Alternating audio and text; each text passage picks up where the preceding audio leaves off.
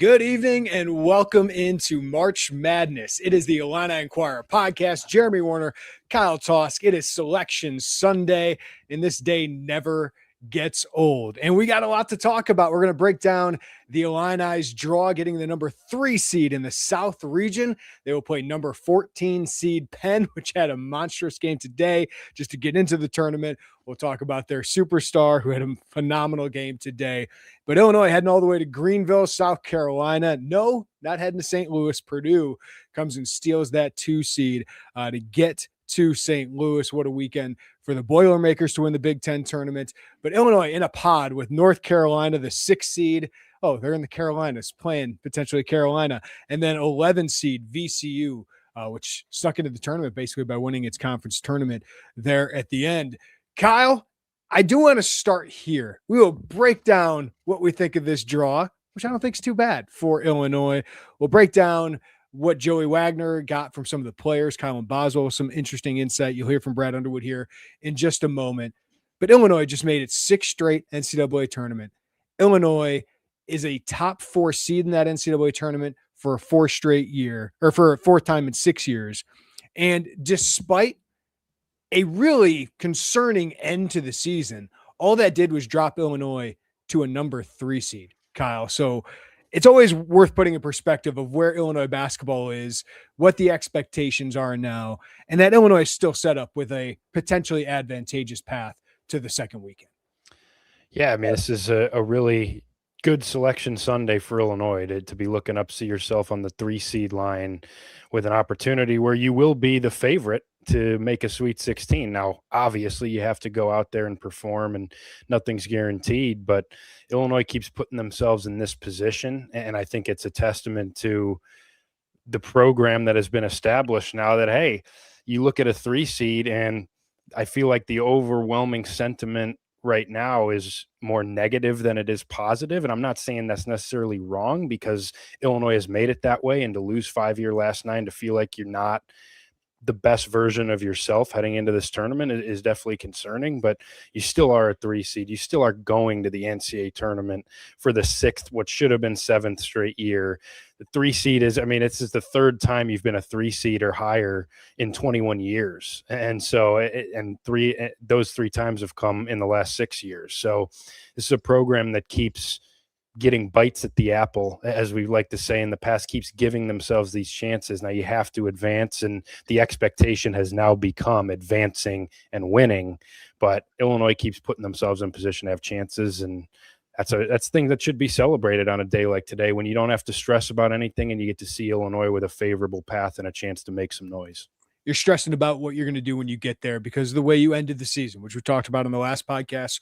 We'll talk about a little here, but Purdue did show that you could end the season poorly, the regular season poorly. Might not matter once you get to the postseason. They win 4 straight games in 4 days against quad 1 opponents. What a run for Purdue. They looked worse than Illinois just a couple weeks ago, so we'll see if Illinois can flip that switch. Before we react to the first round matchup, the draw, let's hear a little bit from Brad Underwood as Joey Wagner caught up with him and some of the players today. There's nothing better than Selection Sunday, and hearing your name called, it just, I guess I'm old school. You get you get emotional. You know what all the hard work has done to pay off, and the long grind of a stressful, challenging season.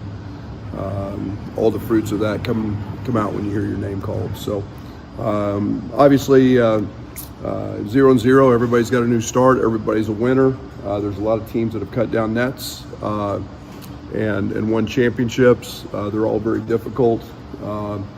Congratulations to our opponent, to Fran, great friend. Obviously a guy that we had some battles with over the years, our first opponent. They've got a special player, a young man that had 44 and 14 today in their win.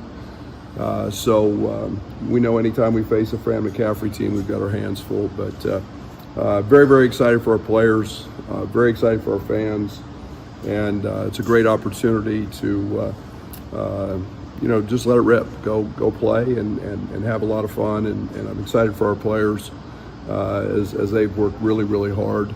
And This is what they do all the work for from June 6th on, is to prepare for games like this. So excited. We'll go to Greenville and see what it looks like. It's pretty amazing.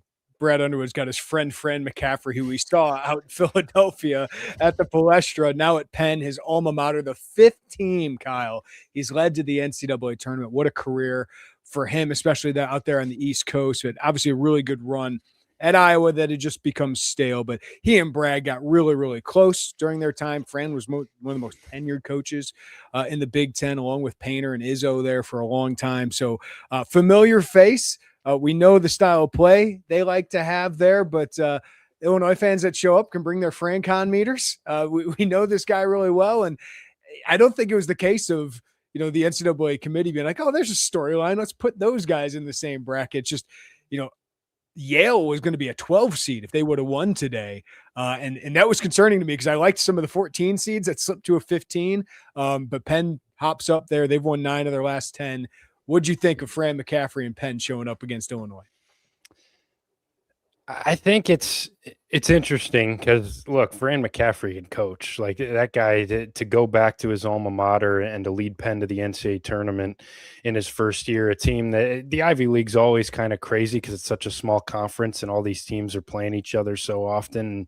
You get down, it's a 4-team conference tournament. I think they just snuck in. They had to win their last game of the regular season to even qualify for the Ivy League tournament. Then they get there and win it. The Ivy League, the one thing I'll say about the draw here is that the Ivy League has been very feisty as a league in the NCAA you got a tournament. great stat here. Those champions have done pretty well. First of all, they've won in two of the last 3 tournaments. Yale lost to Texas A&M last year, but previous year Yale beat Auburn, and then the year before that, the 15 seed Princeton made the Sweet 16, knocking off 2 seed Arizona, then beat Missouri in the round of 32. But go all the way back to 2010. The last 14 Ivy League champs, 6 of them have won their round of 64 game, and in 6 of the 8 losses have been single-digit games. They've lost by only single digits. So these teams have always competed in the conference tournament. I think when you're looking at potential 14 seed draws, this could be a little bit trickier. Now, if you're Illinois, you've got so much more size in this team. You should be able to score at will on a team like this. Like, if you're really worrying about the 14 seed, that's already problematic. I think if Illinois comes to play, does what they need to do, I think you should be able to take care of this team. But they got a former 5-star prospect in TJ Power. They've got a high major guy. They've got some shooting. I think when you look at the potential round of 64 opponents, this one could be seen as maybe a little bit trickier. And this is one where, if you don't show up against some of these Ivy League teams, they've picked really good teams off here in the past. So Illinois will have to show up. We'll have to play pretty well, but they are 22.5-point favorites for a reason in this game. And you shouldn't have to worry about a 3-14 game. Yeah. The big concern is just, as it usually is with these Ivy League teams, is they can get hot from 3, man. This is the 11th best 3-point shooting team in the country. They shoot 38.7% from the 3-point line. TJ Power went for 44 points today. He had a 38-point performance just a couple weeks ago. Shoots like 42% from 3. They got a couple other guys that shoot around 40% from 3. So that's the thing, Kyle. You got to run them off the line. But they do not get to the rim and finish at the rim. So that's what it has to be. Cam Crocker and this defense, run them off the line, overhelp on those 3-pointers, force them in towards your big guys, and contest everything there. And for me, it's just, some of these Ivy League teams just come in guns a-blazing, nothing to lose. And Illinois just got to come out loose and come out confident. And that's my biggest concern. It's my biggest concern of the Big Ten tournament. They did come out loose and confident, but then just didn't step on the throats. There's no Nick Boyd here, but TJ Power is very, very good and is as you said, a former 5-star prospect, signed with Duke, played at Duke, transferred to Virginia, now is with Fran McCaffery at Penn. So that's a legitimate talent, but they do not have the size. They do not have the physicality that Illinois should have. So if Illinois plays its 70% game, Kyle, they should have no real issues here, but it's a team that you wonder about the psyche. So if Penn starts off hot, how does Illinois react to that? But I do go back to like 2024, when Illinois that year, you always forget, like, that was a game for a while in the first round. Was that Moorhead? Yeah. Ohio State. That was a game for like the first 30 minutes. Was that maybe a 1-point game at halftime or something like that? It was pretty close there until the Dane Danger run off the bench. Yeah. So, I mean, that was like a tighter game to start. Like those things can happen. You just can't let that team get confident from three. Yeah, and I think that's ultimately what it comes down to in a lot of these big upsets is if you let that team get confidence early and feel like after 10, 15 minutes of the game, we can win this game. We're right here. We absolutely, if you allow them the belief on their bench and in those huddles that they can beat you for long enough, a lot of times it happens because they're playing loose, they're playing confident, and the team that is on the verge of getting upset is very tight, start to think about things, start to press a little bit. That's usually what it comes down to in the NCAA tournament. A lot of teams, the teams that take care of the 13, 14, 15 seeds are the ones that just say, we're going to deliver a knockout blow early in the game, 14-2 start, control the game, impose our will, never really give that opponent the belief that they can knock you off. The teams that start fast against these highly seeded, high major teams are the ones that usually stick in it till the end. And a lot of times in those close games, you'd think the better athletes, the better talent wins out, but sometimes it's the underdog because they're just looser, more confident. And you have a tendency to really press and get tight in those late game situations when you're in a dogfight with a 14 seed. So Illinois will have to come out with the right energy, play really well early. If they can put a good first 10, 15 minutes of this game together, lead by double digits, I think Penn's going to have a hard time coming back on them. But yeah, it's a team that has some talent. It's a team that you have to respect Fran McCaffery with how much success that he's had at 5 different schools, how much success he has in the Big Ten, runs really good stuff offensively. This is a Penn team that can get out and run a little bit. They want to play fast, generate shots quickly, get a lot of threes. They also a team that screens off the ball a lot and will run some stuff to get shooters open. That's something that Illinois has struggled with a little bit. TJ Powers, the guy that you obviously is going to be the focal point, but another good guard they have is Illinois native and Ethan Roberts. A couple of Illinois kids. Ethan Roberts didn't play in the Ivy League tournament with a concussion. It was his second concussion of the year. So that'll be one to watch going into Thursday. And then AJ Levine, their point guard, is the one guy that 6 foot, pretty quick. He's the one guy that does get some rim pressure for them. And on a team that is very jump shot reliant, he's the one that can get some rim touches for this team. So, you hope to not have to overanalyze the 3-14 game, but it's the NCAA tournament. We've seen so many of these. And if you're Illinois, you really hope to handle them early and not make this a sweat come down the stretch in the second half. And the thing is, even if Penn hits some early threes, Illinois cannot fall in love and try to match that, right? Attack the rim. This team cannot stop you at the rim. Andrej Stojakovic, Keaton Wagler, Tomislav Ivasic, David Mirkovic, Zvonimir Ivasic with lobs. It's just that you need to continue to hit that and be disciplined and tough enough, Kyle, to continue to go that, even if Penn hits some early threes, because they can't stop you at the rim. Yeah, you got to pound it inside here. You got to use your size. Offensive rebound like crazy. Should be able to get a lot of misses back, but this needs to be a parade to the rim. I want to see an aggressive Andrej Stojakovic. Don't think Penn is going to have somebody who can really match him. I want to see Keaton Wagler with the same assertiveness. You're not going to find a guy on Penn that is going to have a great answer for Keaton Wagler. And I think this front court, this is the thing. I think we'll talk about it later, some of the big picture stuff, but this front court's got to show up with physicality, with rebounding. You got to use that advantage when you have it, because you're going to have it in a lot of games. And sure, we'll get to the potential Sweet 16 matchup where you might see maybe the most physical front court or one of the more physical ones out there. But in a game like this front court should combine for 20 rebounds, bunch of offensive rebounds, a lot of shots at the rim, post up David Mirkovic, couple post touches for Tomislav Ivasic to get some confidence. All those things you should be able to do in this game.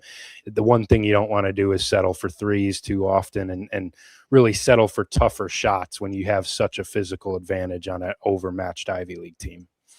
Do you want to say this? The Illini women's basketball team gets the number 7 seed in the Fort Worth I believe, regional of this NCAA tournament. They will be playing number 10 seed Colorado on Saturday in Nashville. That's the number 2 seed Vanderbilt is hosting. They play High Point on Saturday. God, what a year for Shauna Green in what was supposed to be a rebuilding year. This is her most talented team. Now it's been up and down at times, and they lost some quad one victories potentially by not being able to close some of them out, but they can play with teams a little bit more now. Some of these top talented teams, like with Barry Wallace, Ciara Parchment, Destiny Jackson, some high level talent that is just underclassmen. I would not be shocked if they won a game against Colorado and then give Vanderbilt all that they can handle. It's a young team. It's a fun team. And for Shauna Green to set this standard now, where 3 out of 4 NCAA tournaments, when she was hired, they hadn't made one in 20 years. Pretty amazing stuff. And now you're seeing the fruits of that labor paying off in recruiting and talent. Yeah, I mean, talk about just establishing consistency. For her to come in her first year, a team that wasn't expected at all to make an NCAA tournament, make it then. Now, again, a team that you thought could be a rebuilding year and, it's starting to build to the future with some younger pieces and to have that team as competitive as they were. To even, you look at their draw too. I think we talk about avoiding the 1 seeds in the men, avoiding the 1 seeds in the women's bracket is pretty important as well. So that what a season to put that together. I feel like for them in the NCAA tournament, that's kind of the icing on the cake to a really promising season that hopefully sets a foundation for the future where you could be really competitive moving forward. If you get 1 game in this tournament, compete with Vanderbilt, you feel like what a season, what an accomplishment, and a ton of excitement moving forward. It just feels like next year they could be in that top 5 seed realm, top 4 seed realm, be a real contender, top 25 team, real contender in the Big Ten. And then if you keep this group together, Kyle, in a couple of years, they could be really, really special as you continue to add talent to this. Thank you to everyone that's joining on the YouTube channel. Hit that like button, subscribe, hit the notifications bell. If you have any super chats, we will get to those. But I want to tell you first about one of our great sponsors. This episode is brought to you by Columbia Street Roastery, one of our favorites. If you're in town, go check them out at the Yard in Urbana or in downtown Champaign. But if you're not in the area, you can go to csrcoffee.com and get 10% off your first order with code Illini all the way. Also, you get free shipping on orders of over $45.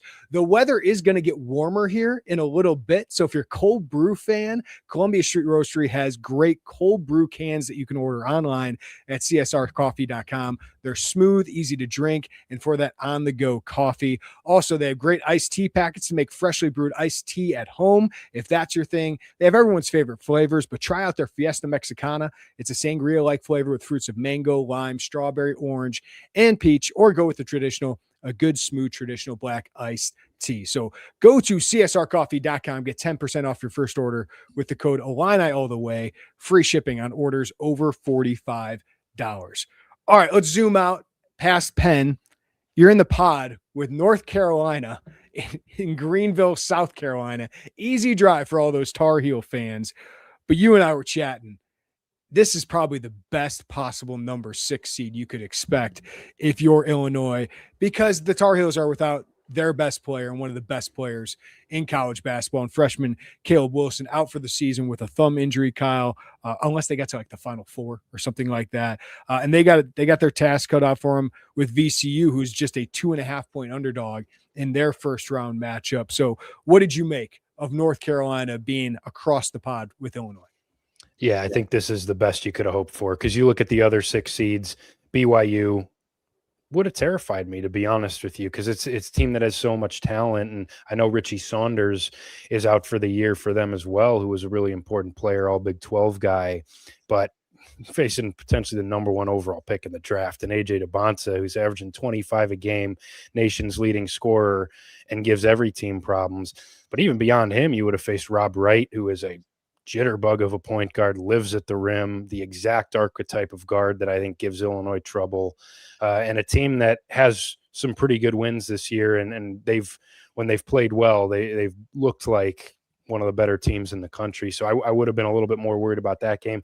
And Louisville too, I think, as another 6 seed. You wouldn't have seen Tennessee, so I'm not including them in this, but that's a team that has another NBA lottery pick point guard that I think just is a bad matchup for this team. And that's a team that can really get hot from 3. If they're making shots, they're a really dangerous offense that can match Illinois' offense in a shootout if they're making shots. So I think when you look at the potential 6 seeds, North Carolina, to me, is the best possible outcome. I get that it's in Greenville, but first of all, I think this team has been better in road environments this year. I don't mind this team being in more of a hostile 65-35 UNC crowd, because they've seemed to feed better off of that than friendlier environments. And I think that's just part of it. Like, look, Illinois went to Milwaukee last year as a 6 seed against 3 seed Kentucky. And I know Kentucky fans traveled too, but it's just kind of how it falls. I think I worry much more about the matchup than the location there.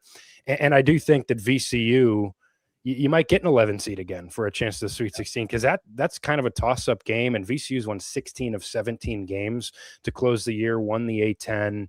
Now, the selection chair on the selection show did say that they wouldn't have gotten in had they not won their conference tournament. So you can look at it that way, as you might see a Duquesne-like team that wouldn't have even been in without a run in the A-10 tournament. But I think that works out well for Illinois. You look at the potential outcomes. I think you feel pretty good in a round of 32 matchup, UNC or VCU, that compared to some of the alternatives, I don't totally mind that. Yeah, Seth Trimble's a good point guard. He's not as dynamic as the two other guys you could have played. So he could be a problem. And then Henry Vassar, the junior center, 7 foot, 225 out of Estonia. You hope you have some guys that can match what he does. But he's had a really good run here lately. But they've been the number 49 team in the country, according to Bart Torvik, over the last month. And even Illinois with its struggles, I still think they're like top 12, right, Kyle? Despite being 4 and 5, just based on the metrics and their competitiveness. North Carolina's lost to some not so great opponents. So I feel like we got to think a little bit about VCU. They launch a bunch of threes. They make a lot of threes. With VCU, no matter who the coach is, they're going to get into you, but they get beat on the glass a lot. So that's where you'd hope Illinois can really, really take advantage. Is they're not a good rebounding team, VCU. But I just want to mention a little bit about VCU. I was reading up on them because they have what it takes to potentially push North Carolina.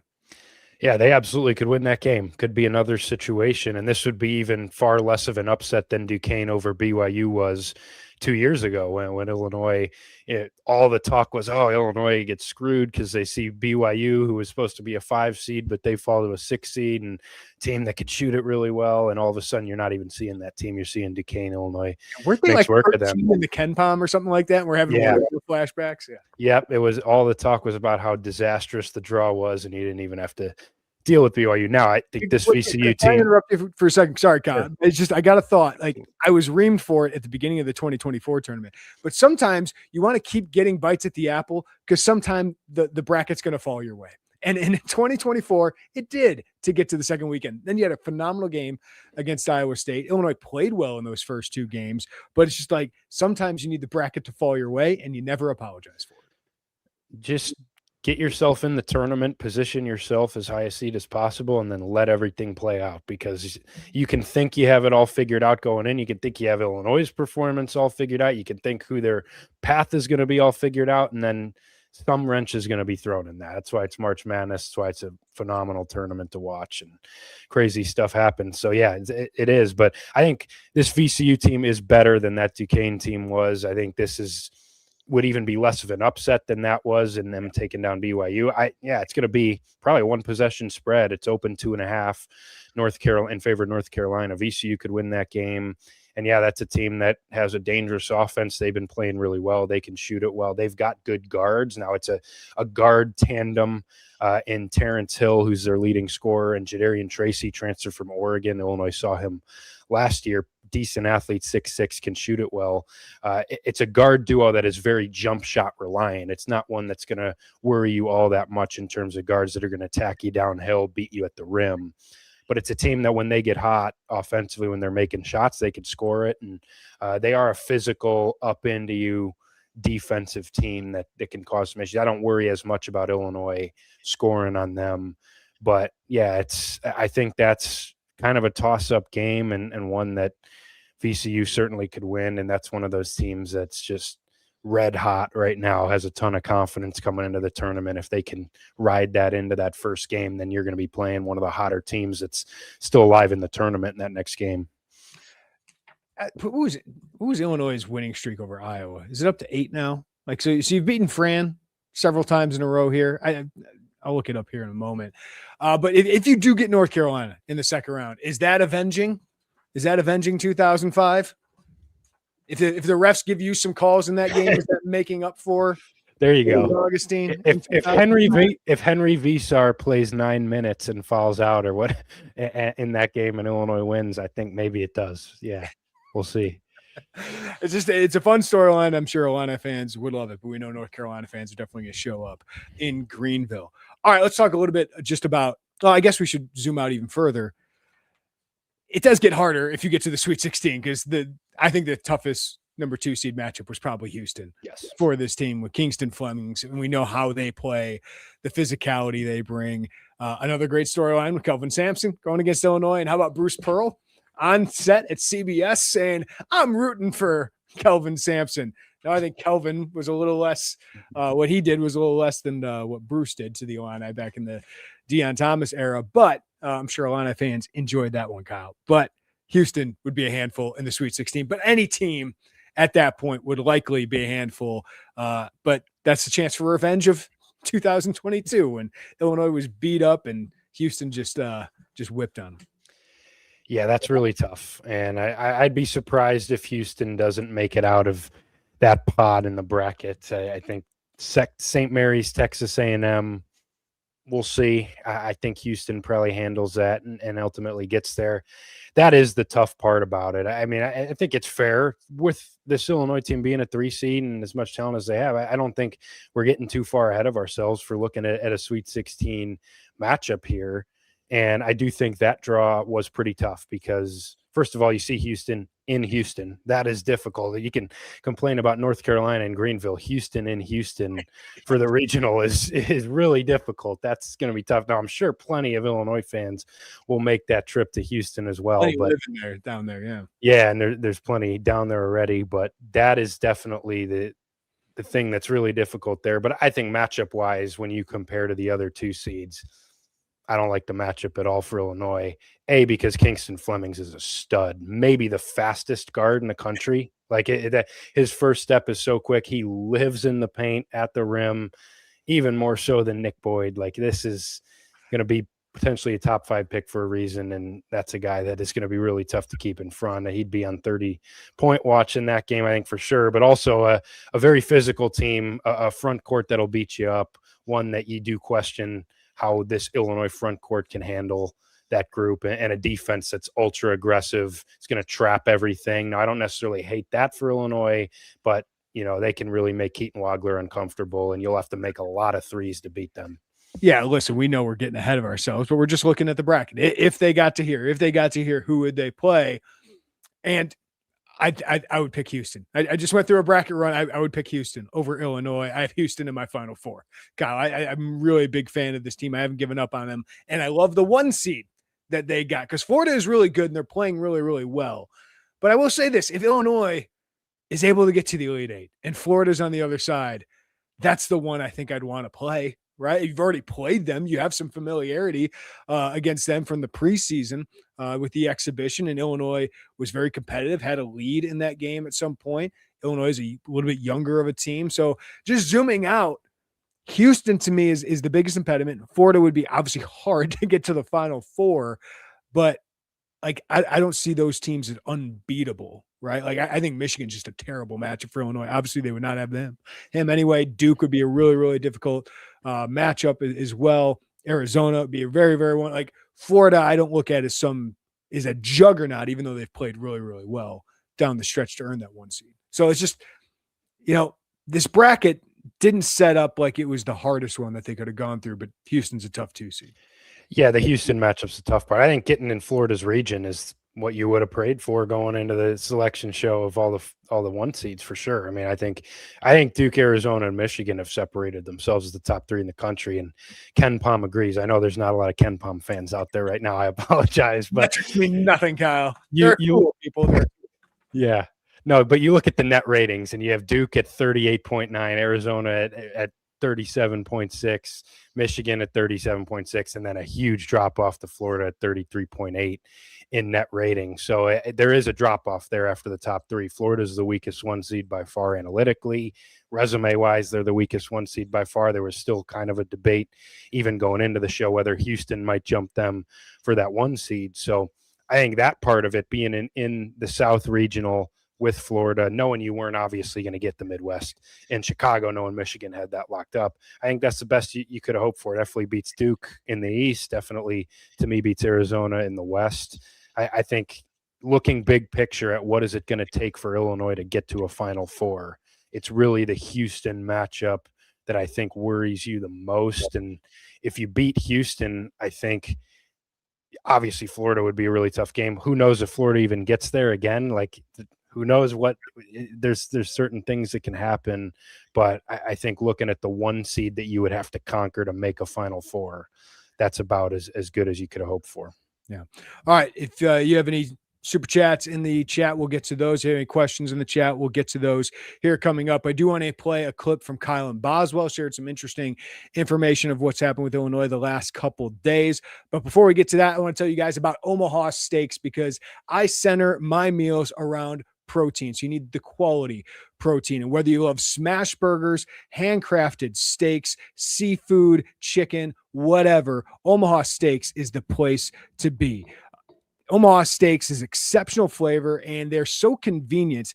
And during their spring savings event, you can save and enjoy exceptional flavor. Omaha Steaks offers an exclusive USDA certified steaks, gourmet burgers, air chilled chicken, pork, seafood, and more. And it's all delivered right to your door. The legendary flavor comes from Omaha Steaks. Their grass-fed, grain-finished beef has more marbling for exceptional flavor, and every steak is perfectly aged to maximize tenderness and hand-cut by master butchers in America's heartland. I've had these, made some for my wife, grilled some the other day, some of the juiciest steaks you will ever have. So Omaha Steaks is your weeknight win, and right now you can get the world's best everyday protein during their spring savings event. Go to omahasteaks.com for an extra $35 off when you use promo code Illini247. That's promo code Illini247 at checkout at omahasteaks.com. Terms apply. See site for details. So we got to talk about this Illinois team and not playing very well, Kyle. Against NCAA tournament teams, they've lost 5 straight games. Their defense has been absolutely atrocious during those last 5 games. Offensively, they've taken a slight step back. No longer the number one offense in the country, as Purdue has taken that mantle, and Illinois has been in a shooting slump, under 30% from 3 during the last 7 games. But there's just a toughness, there's an urgency that we felt this team needs to play with. And we've talked about leadership. Where's Kylan Boswell, Tomislav Ivicic, the returners? Where's that voice to kind of spark that? Well, Kylan Boswell told reporters today, including Joey Wagner, that they had a team meeting. He called the team meeting over to his house, and he chats about what they talked about and what that meeting meant. Was that everybody or players only? Or? Yeah, I had everybody come over to my crib, texted them, come over. And it wasn't even about like the Wisconsin loss. It was just more just get on the same page, our mentality, whatever frustrations we had, any thoughts we had about anything throughout the year, things we want to express, just lay it all out and make sure that we're all on the same page. So when we come here tomorrow, we have our main focus on one goal, and that's try to get to national championships. What was the main message from you or in that team meeting that you guys had? The 1-0 mentality, like I just said, like the end of the day, this is the last time this group will get to play together. Like I said, we all go separate ways, so like we just need to enjoy the moment. I think we played our best all year is when we're super intense, aggressive, and we play with the right mentality. And the coach says just let it rip. So I think us understanding one another and how much we love each other will be our biggest advantage throughout the year. I hope this isn't a dumb question, but how did you know the time was right to send that text and bring everyone together to have that talk? Thing was, I felt like I've wanted to do that since my freshman to junior year. And sometimes even last year when I was a leader for this team, like you get a little timid, but this is my senior year. I don't care anymore about anything other than us winning and us being our best. And at the end of the day, like I don't want to be out of college and thinking like I should have got everybody together and had to talk. If I think that helps us become a better version of ourselves going into this March Madness tournament, I'm going to do it with the best thing or whatever I think we can to help us win. I just want everybody to come together and just us talk about everything, and I think we had a great talk yesterday. All right. It is a concern that a team heading into March Madness in the NCAA tournament has to have a team meeting. but God dang it, Kyle, about damn time. About damn time. Like this team needs to shake up the status quo. Just saying, we'll shoot better, shooting variance. Nick Boyd played well. No, it's time for a leader to emerge and to step up and say, listen, guys, now's the time. Like, turn it up. Like, this is our time, because you can want to be loose and have fun. There's also got to be a sense of urgency. And it just felt like this team has not had that. And that's what Kyle and Boswell was brought back for, is stuff like this. So I don't know if it works, Kyle. I don't know if it makes them tighter, but for me, from the outside, like, this is the stuff I want to see. And it's real player leadership. Heck, sometimes I've wanted to see Brad Underwood just go off on them, like, just to show that emotion that this is not acceptable. We have higher standards. We have set a higher standard by going 20-3, and you can lose a game, but 4 overtime games in a row, that is a trend at some point. And that's for you guys to take care of. So I was happy to hear this. And apparently David Mirkovic had something to do with it too. So for a freshman from overseas that's never played in something like this, that's special to me, but just about dang time. I like hearing this, Kyle. Yeah, especially from Kyle and Boswell, who he needs to be that guy for this team going into the NCAA tournament. He's a fourth-year senior. He's played a ton of high-major college basketball. It's his 4th NCAA tournament. He's been in the program.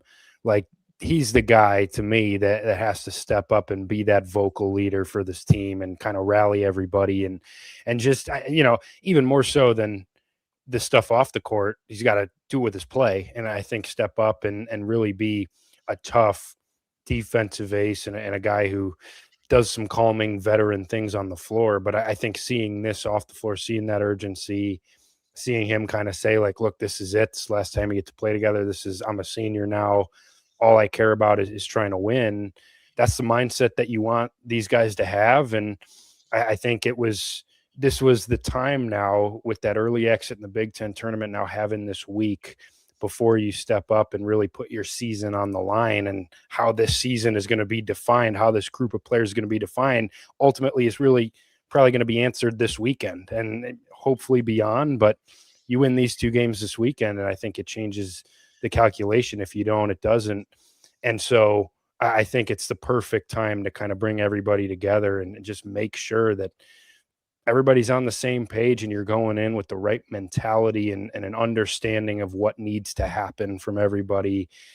You don't want to see a team that comes out and gets punched in the mouth and isn't physical enough, isn't tough enough, doesn't have the right energy. This is the NCAA tournament, man. This is win or go home. Like, that can't happen. And you shouldn't have to have a team meeting. You don't want to hear about having a team meeting before that time of the year. But if you have to have it to make sure that you're going to bring that intensity every game and that everybody can just kind of refocus themselves, come together, I think it was necessary. And I like the fact that Kylan was the one to lead it, because I think he is such an X factor for this team in so many different ways. So to see him really take on that leadership role, I think is huge. And now that's got to continue on the court.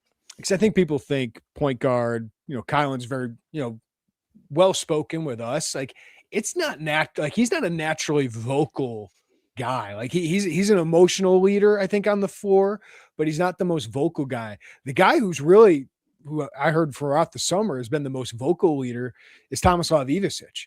And you talked about leading with your play, Kyle. It's got to be him. And I'm not talking about making shots. I'm talking about rebounding.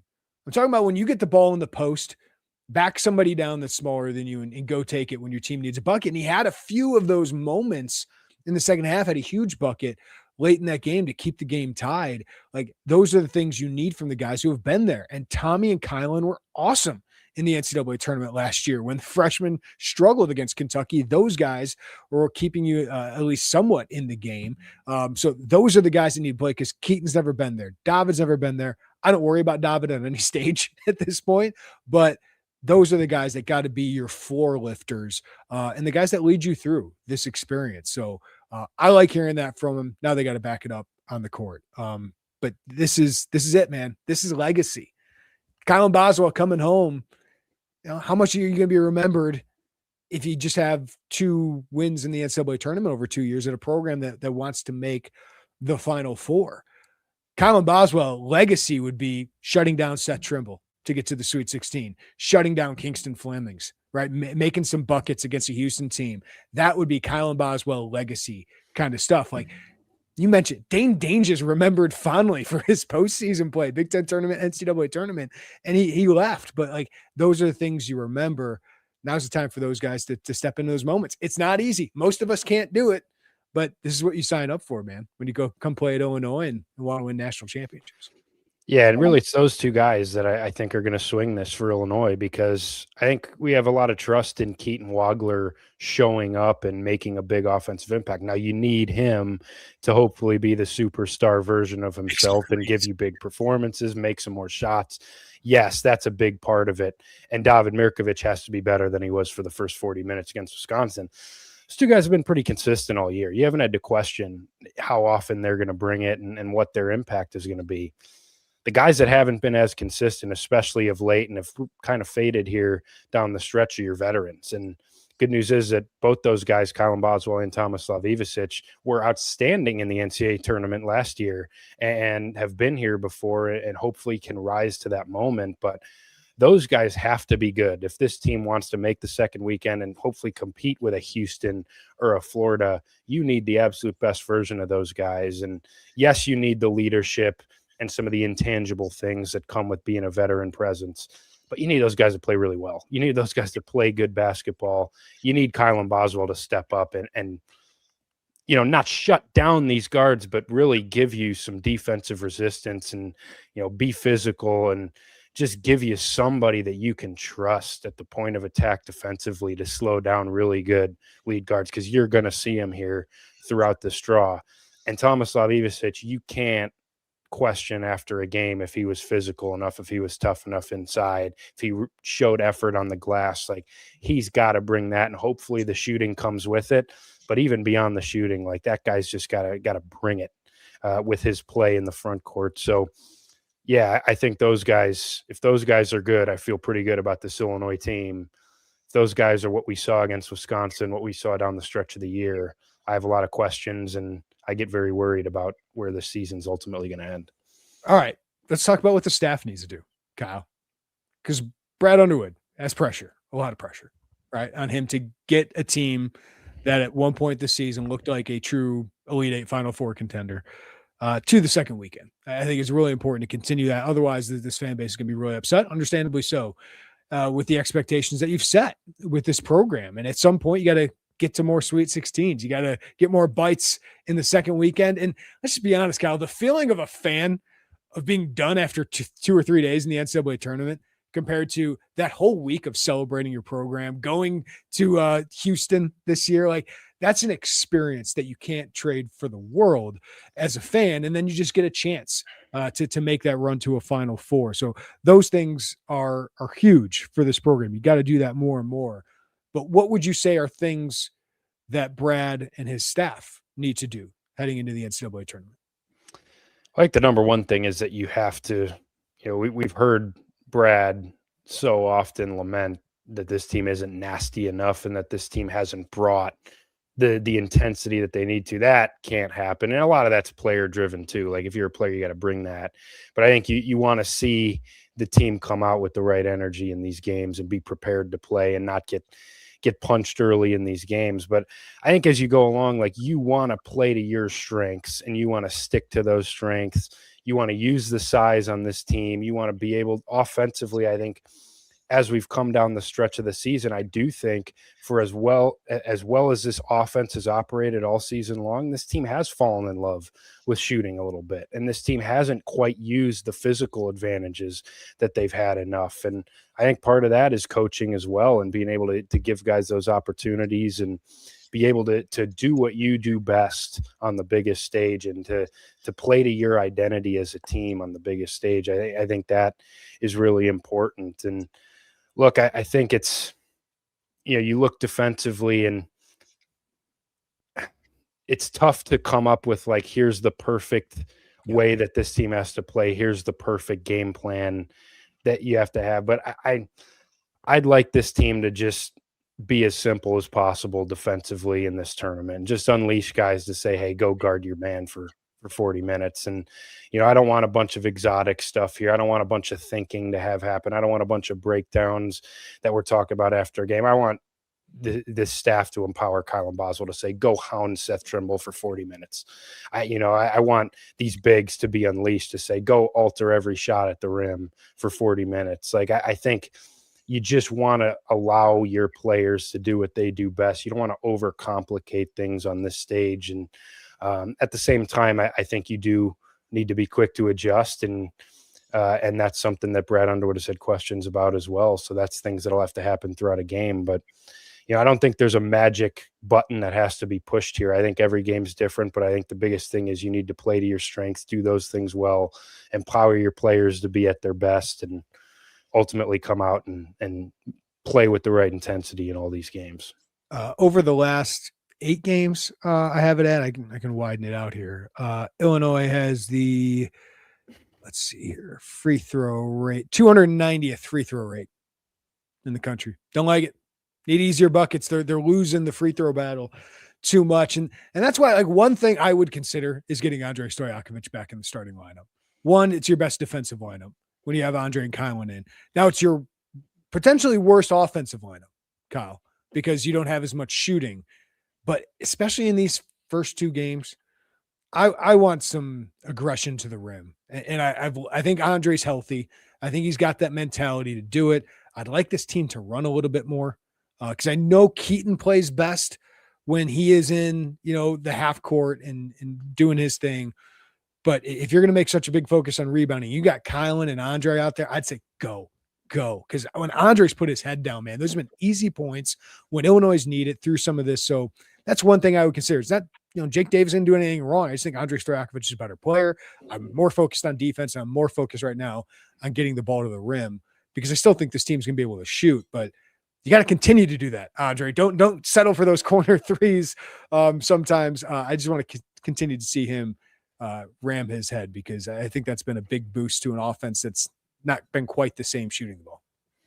Yeah, and I think especially in that first round game against Penn, a team that struggles to defend the rim and just doesn't have the high major athletes on it, should be a big Andre game, man. And you want an aggressive Andre Stojakovic in that game. Also, I think Andre Stojakovic is a candidate to guard TJ Power in that game as well. You need his length and size, and I think Ben could get that assignment a little bit as well. Kylan maybe even could draw that at times, but I think that's a big game for Andre, because we've seen him against teams that are overmatched physically, teams that don't have a whole lot of rim protection. An aggressive Andre can go get 30 if he wants to. These teams just don't have an answer for a guy like that. And, even against Wisconsin, I thought Illinois' offense was at its best when Andre was putting his head down, attacking the rim against an overmatched Wisconsin front court. And then Illinois, at times in that game, just settled for what was easy, took too many jumpers. Andre late in the game barely got any 2-point attempts. His attempts late were all from 3. I'd like to see, if he catches it in the corner, I'd like to see him pump fake and drive those sometimes instead of settling for those shots. But I think he's got to show up in this game. And I also think for him, he's just one of those guys that I think mentally could use the starting nod. Like, I don't think it makes a huge difference, but I think for somebody like him who's just been that for so long and does kind of need to establish that aggression early in the game, I think just being out there to start and getting some confidence early instead of coming in off the bench sometimes can help a guy like that. So I don't mind that. And I also think he's just one of your 5 best players. And I'm always in favor of you going to March and put your 5 best on the floor and let those guys try to win for you. And I think he absolutely is in that group. I would do it. I don't think Brad's going to do it. I think he likes bringing Andre off the bench, keeping some balance. And I do understand, like, wanting to shuffle the minutes, stagger the minutes of Boswell and Stojakovic with the shooting, but man, I'm just getting my best defensive lineup out there right now, because I still think Illinois is going to find a way to score. By the way, there are some fake tip times out there before. We got the real ones. Yeah, we got the official tip times. Late tip-off for Illinois, 9:23 Eastern time on Thursday night on TNT. Boy, they got the good crew, though. Ian Eagle, Bill Raftery, Grant Hill, and Tracy Wolfson. That's a really good crew in Greenville. So 8:25 Central time on TNT. You can schedule that. I'm happier about that, because I don't know, for every reason, if Illinois starts a tip-off before noon, it's made me nervous over the years. So I know they've kind of gotten over that a little bit here recently, Kyle. Yeah. I'll take it. Yeah, the late game and watch some ball earlier in the day before Illinois gets going. You get to enjoy some basketball before Illinois does it, because I feel, especially when I'm covering the NCAA tournament, Kyle, like you don't get to watch a lot if you have like an early tip off or a midday tip off. You don't get to watch as much as you would like. So I'm excited about that. Now, from the fans' perspective, I'm sure people aren't going to like being all nervous for 11 hours and waiting for Illinois to tip off as one of the later tip-off times. But yeah, the 11:10 a.m. tip-off or the 11:40 a.m. tip-off, let's just not even have to make that a talking point going into this game. Let's talk basketball. We don't need that early tip-off time being an issue at all. All right, I don't think I have anything else Illinois-based. We'll do more. Michael Tulip's going to join me tomorrow morning, guys, so we'll get his thoughts on this. We did avoid the Michael Tulip battle of Illinois against Wright State this one, so we avoided that. He said he was not looking forward to that possibility. Anything else stick out to you about the NCAA tournament bracket here? I'm just kind of looking up and down it. There weren't a lot of surprises. Kudos to the committee. I thought the Sun Belt commissioner, I'm sorry, I forget his name. I thought he was great explaining everything. I thought it was well-reasoned. I thought it was great that Auburn did not get in, despite some metrics in their favor. And it wasn't just because Bruce Pearl, it made him upset. I think it's really weird that he was allowed to be in that show. I know he tried to a little bit to stay a little well, but then he said about it, and then he argued for him over SMU. I just thought it was bad luck. But I thought it's just kind of predictable, and it feels like with the net, with the metrics they use, they stick to them, Kyle. So they seem like they were pretty consistent. Yeah, and it felt like there wasn't really a whole lot of debate on the bubble this year. Like, I think you look at most bracketologists on Bracket Matrix, they went 68 for 68 because there wasn't a whole lot of, there wasn't a big surprise or this really tight battle. I think as you got through conference tournament week, like Auburn was one of the first teams out. I think Auburn and Oklahoma maybe. And yeah, I don't think Auburn really had a case with their record and how they finished the season. Very glad Miami, Ohio got in. I thought that was ridiculous that was even an argument, a 31-0 team getting left out. Like, look, I totally get it. They didn't play anybody, didn't win any quad 1 or 2 games this year. Got a chance to prove it against SMU. That's a pretty decent team. But you go 31-0 in the regular season, especially with this bubble when you're comparing them with 17 and 16 Auburn. Put that team in, let them try and earn their way into the tournament in Dayton. I think you absolutely should have rewarded them. I honestly, we shout out our boy John Gross. I think he got a decent great draw. Man. Texas Tech banged up without Toppin. I mean, Christian Anderson's phenomenal. Watts is a good player, but you're a 12 seed MAC champion. Like, that's about as good of a 5 draw. I picked Akron in my one bracket that I just zoomed through. We can go through what our Final Four picks were here, but that's a great draw for Johnny. I'll be honest, I don't have a Final Four yet because I've barely even looked at the bracket. I've been focused on Illinois' draw, but I think it's going to be pretty chalky this year, to be honest, again, just like last year. But yeah, no, I think that was a great draw for John Gross. Christian Anderson even got nicked up in the Big 12 tournament. He left that loss against Iowa State. I think he's okay and he's going to play, but that's the best thing that you could have hoped for if you're John Gross. Has been so close to getting some of these NCAA tournament wins. They're in a dogfight with UCLA a couple years back. I know they kind of got blown out by Arizona last year, but he's gotten so many bites at it there with Akron. I think this is probably his best chance to get over that hump. I do think that's going to be everybody's 12-5 pick. Like, there might be more Akron picks than Texas Tech in that one. So that's always a little scary, but good for him, man. I think that's a pretty good draw there. I do have a ton of respect for Anderson and McCaslin. Could still easily win that game and make a run, but I think that's a Akron team that 61st on KenPom, I think, right now. Sorry, again, not a lot of KenPom fans, but they're a good team, and they got a great point guard, and John Gross could coach, so good for him. I just think, general thought, these 1 seeds are really, really good. Like, it was 4 1 seeds last year. I don't know if we get all 4 1 seeds this year. I think I'd be pretty surprised if it's not at least 3 1 seeds in the Final Four, though, this year. I don't see Duke losing till maybe the Elite Eight, if that. I don't see Arizona losing till maybe the Elite Eight, if that. I really don't see Michigan losing. The Alabama game, I think, could be interesting. It could. Interesting. But I would pick Michigan to advance there. Yeah, that is a very interesting matchup because that's an Alabama team that Just gets hot. first off, game would be up and down, ton of possessions, and that Alabama team, as we saw last year, who'd they play last year where they made like 23s? Like they just can light you up from three. So that's always a scary matchup for anybody. And Nate Oates is one of the most trustworthy coaches in the NCAA tournament. I mean, his teams just show up in the NCAA tournament. So I might have picked Bama. Yeah, I did because I had Iowa State getting the Final Four. I think 3 Big 12 teams getting there. I had Houston, Best Iowa conference. State, and Arizona. So I just found out I liked the Big 12 as I was filling out my brackets. Just Michigan, I love their team. I'm probably looking too much into what happened to the Big Ten tournament, but they just looked more vulnerable than they have in the past. So I'm probably just a prisoner of the moment there because that team could cut down the nets for sure.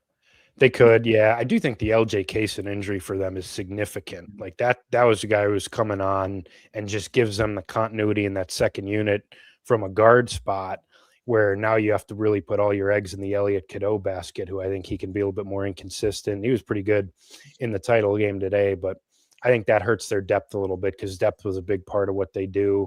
And yeah, they looked a little vulnerable.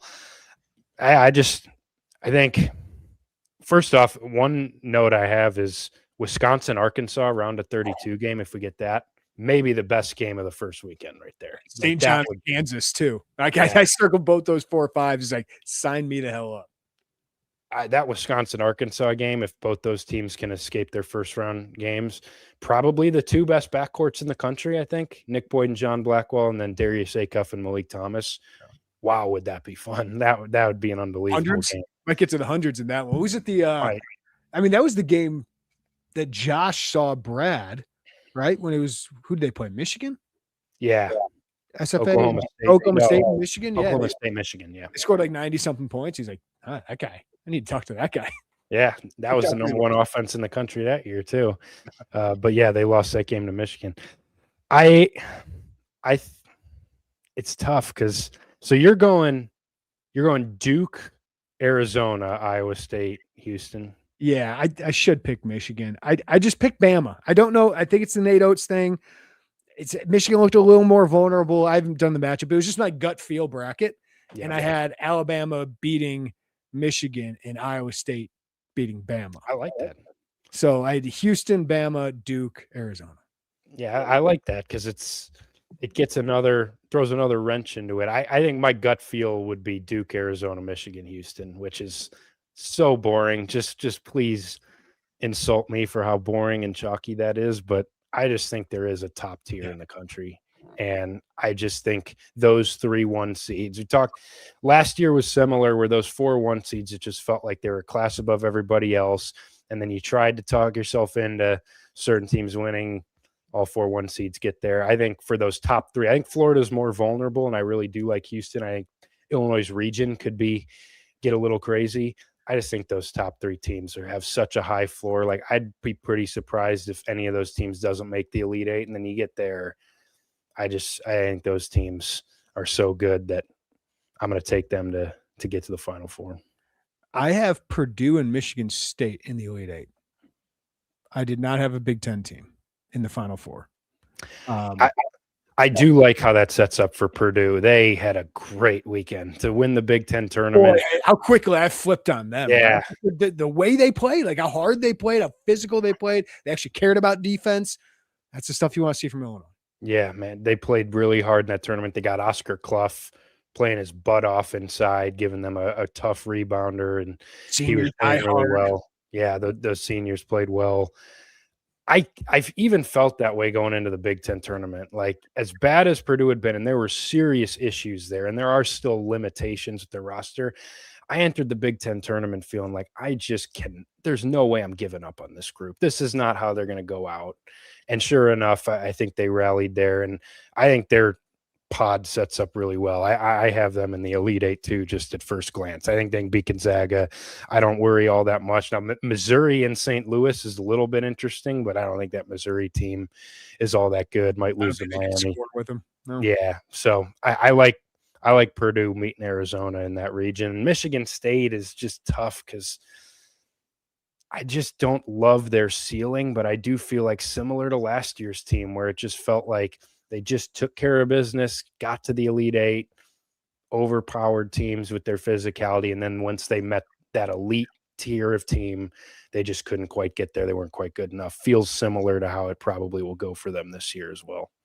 Do you have Nebraska winning a game? They have Troy. Troy had an interesting non-conference. I was typing them up this morning as a possible opponent, just doing some little scouts to have everything ready for a story. And they didn't dominate their conference, but they beat some good teams in the non-conference. So that was a team that was a little bit scary for me. So I think Nebraska might have a little bit of a game there. Just need probably Stanford to have his game. I agree. I was looking into Troy a little bit in preparation for maybe Illinois playing them. And it is a team that, they beat San Diego State. They went to 3 overtimes with USC, and that was a USC team that had Rodney Rice at the time. You just, again, it's similar for Nebraska. Like, just don't get into the second half in a tight game, and then all the history and everything around the game of we need to get this first NCAA tournament win monkey off our back. It's going to be problematic if that one gets close late. I think they get one. I do too. I don't think I think Vandy gets them in the next round because I think they've kind of fallen off. Their offense has not been good here down the stretch of the year. So I think it's probably one and done for them. But hey, if you're Fred Hoiberg in Nebraska, I know that they had higher hopes the way this season went earlier, but you get that first tournament win, I think you got to feel pretty happy. Be a big deal for the program. All right, last thing. How far you have Illinois going, Kyle? I got them losing to Houston in the Sweet 16. Same. Yep. So despite all of this, Illinois gets a 3 seed, which if we would have told you everybody before the season, hey, you're going to be a 3 seed and this is your path. It's like, yeah, I'd probably take that. It's just when they were 20-3, they looked like a 1 or a 2 seed. And it's come back down to earth and they got to fix some things. But I like the path to the Sweet 16. I just don't like the team you meet once you get there. But we'll see, man. I still feel like a 9.5 out of 10 confidence in their first game. Second game, I'm like a 7 against this North Carolina team because Caleb Wilson being out. Caleb Wilson was in the game. Probably not as much.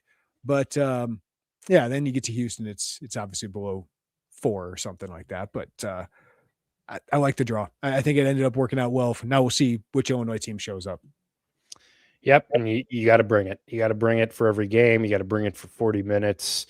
And you got to have some urgency because you're playing for your season here, and that's just what this tournament's all about. So we'll see what happens. I think Illinois did about as well as they could have in the first weekend. I do think they get through that first weekend. I do think that round of 32 game is going to be difficult, though. And even North Carolina, even though they're, I think, the best possible 6 seed you could have gotten, it's a talented team. Yep. It's got a really good big man. It's got a guard who does attack the rim and can do some damage. It's a veteran, and maybe it's VCU too. I think I'm probably more like a 6 coming off of this weekend in that round of 32 game. I think BYU or Louisville would have been at a 5. That's a toss-up game for me. Bump it up to a 6 with the matchup, but that to me feels, from a matchup standpoint and where this team is at right now, probably about right. Sweet 16, this is a second weekend team. I think they've been that for most of the year.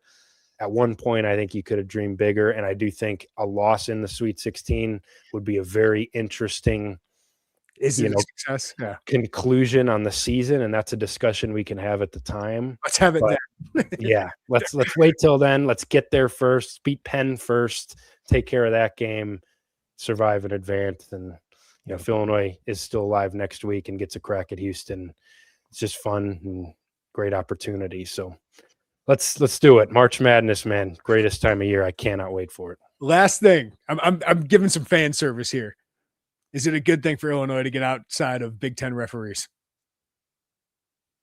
Yes, I think it's a good thing anytime that hopefully you don't have Jeffrey Anderson on your game. Although I say that, and he is an NCAA tournament official, so not out of the woods yet. But yeah, I think in general, just getting out of the grind of Big Ten play and seeing some different styles of teams and some different opponents, I think is sometimes beneficial. So yeah. All right. We appreciate everybody for joining us here live on the YouTube channel. Before you get out of here, hit that like button below, hit that notifications bell for whenever we go live. We're going to have a lot of podcasts leading up this week. Michael Tuip's going to join us tomorrow, so we'll have that for you guys. And check out everything at IlliniInquirer.com. We got stories up on the draws. We got Joey writing a story from today's NCAA tournament availability. I have some spring previews coming up with Illinois football as well, and we'll have a women's basketball story for you tomorrow as well. And we're heading to Greenville, Joey Wagner and I, so we'll have you covered. Some of the best access we get all year. We have a lot of great plans for what we're going to have as long as Illinois is in the tournament. So be on the lookout for all of that. You guys make it possible by watching these videos, listening to the podcast, but most importantly, being a subscriber at IlliniInquirer.com. That allows us to travel wherever the team goes and cover them as in depth as we do. So if you're not a subscriber, sign up now. It's 50% off a VIP membership at IlliniInquirer.com. But for Kyle Tausk, I'm Jeremy Werner.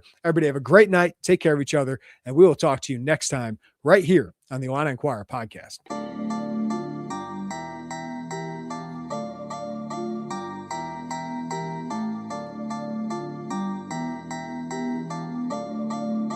Bye, everybody.